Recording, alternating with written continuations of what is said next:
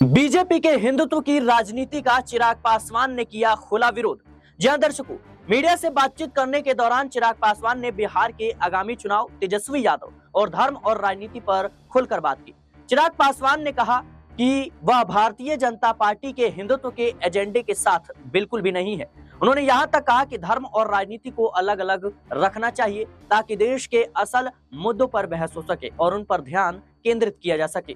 मैं यह बताना चाहता हूं कि जब आप चिराग पासवान का विरोध करना चाहते हैं तो मैं ये कहना चाहता हूं कि एक ऐसी व्यवस्था हो जहां पर धार्मिक संगठन राजनीतिक पक्षपात ना करे, राजनेता और राजनीतिक दल धर्म की चर्चा ना करे। जब हम राजनीति और धर्म को अलग कर देंगे तो मुझे लगता है कि एक बड़ी समस्या का हल अपने आप हो जाएगा। यह पूछे जाने पर कि बीजेपी हिंदुत्व की पार्टी है, बीजेपी हिंदुत्व पर जो चर्चा करती है उस पर चर्चा नहीं करनी चाहिए।